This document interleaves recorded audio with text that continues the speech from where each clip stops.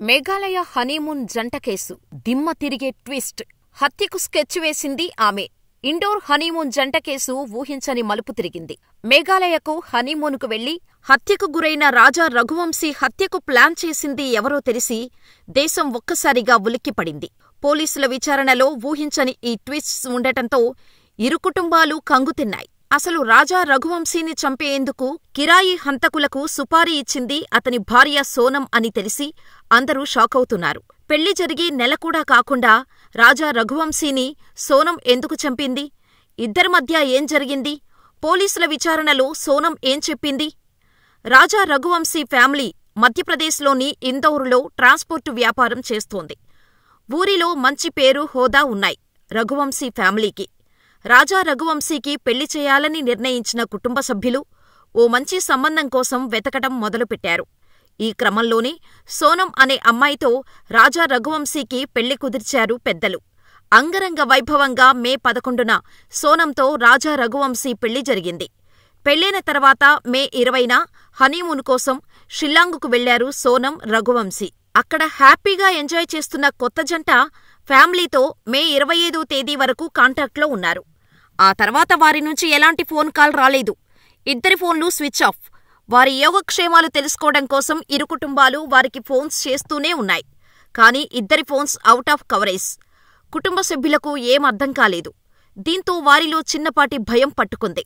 చివరకు ఇలా ఉంటే ప్రయోజనం లేదని పోలీసులకు ఫిర్యాదు చేశారు. అంతే, ఈ కేసు దేశవ్యాప్తంగా సంచలనం సృష్టించింది. పోలీసులు విచారణ ప్రారంభించారు.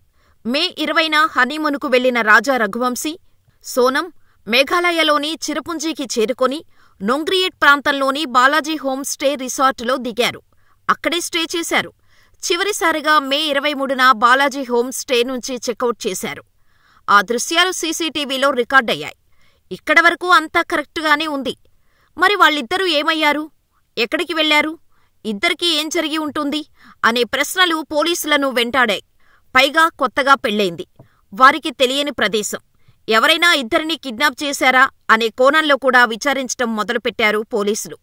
వారు వెళ్లిన ప్రదేశానికి సీసీటీవీ ఆధారం చేసుకుని టూరిస్టు గైడును ఎంక్వైరీ చేశారు.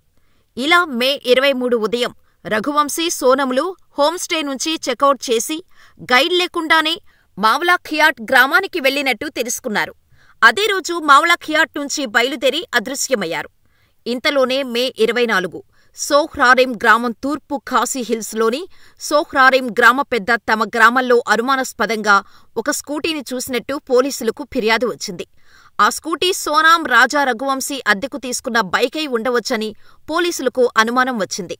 స్కూటీ యజమానిని పోలీసులు గుర్తించి విచారించగా మధ్యప్రదేశ్లో ఈ జంట ద్విచక్ర వాహనాన్ని అద్దెకు తీసుకున్నట్టు నిర్ధారించాడు. దీంతో పోలీసులు గాలింపు చర్యలు చేపట్టారు.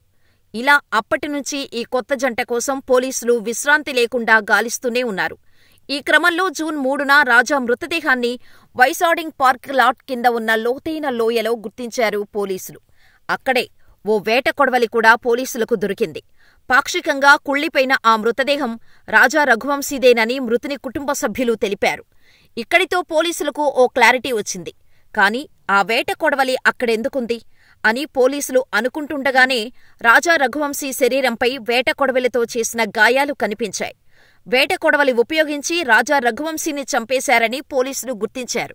అయితే ఎవరు చంపారు, ఎందుకు చంపారు అనే ప్రశ్నలకు పోలీసులకు ఇంకా సమాధానం దొరకలేదు. ఇంకా బలంగా విచారించారు పోలీసులు. అప్పుడే పోలీసులకు మరొక విషయం తెలిసింది. ఈ జంట అదృశ్యమైన రోజు వారి వెంట మరో 3 పురుషులు ఉన్నట్టు ఒక టూరిస్టు గైడ్ సమాచారమిచ్చాడు. ఆ సమాచారంతో కేసు కీలక మలుపు తిరిగింది. రాజా రఘువంశీ, ఆయన భార్య సోనం మే 23న ఉదయం 10 గంటల సమయంలో నాన్ గ్రియాట్ నుంచి మావ్లాఖియాట్ వైపు మెట్లెక్కుతుండగా ఆ గైడ్ చూసినట్టు చెప్పాడు. 4 పురుషులు ముందు నడుస్తుండగా మహిళ వారిని అనుసరిస్తోందని, ఆ 4 హిందీలో మాట్లాడుకుంటున్నారని గైడ్ చెప్పటంతో కేసు చిక్కుముడి వీడింది. అతను ఇచ్చిన సమాచారంతో ఒక్కో లీడు పట్టుకుని విచారణ చేస్తే చివరికి సోనమే తన భర్తను చంపేసిందని తెలుసుకున్నారు. ఇక పోలీసుల నుంచి తప్పించుకోలేను అని అనుకున్న సోనం ఉత్తరప్రదేశ్లోని గాజీపూర్ జిల్లా నందగంజ్ పోలీస్ స్టేషన్లో లొంగిపోయింది. మధ్యప్రదేశ్లో 2 హంతకులు, ఉత్తరప్రదేశ్లో మరొకరిని పోలీసులు అరెస్ట్ చేశారు. వీరి పేర్లను విక్కీ ఠాకూర్, ఆకాష్ ఆనంద్గా పోలీసులు తెలిపారు. మరో నిందితుడి కోసం ప్రత్యేక దర్యాప్తు బృందం గాలింపు కొనసాగిస్తోంది. అయితే పోలీసుల విచారణలో సోనం ఓ సంచలన విషయాన్ని బయటపెట్టినట్టు సమాచారం.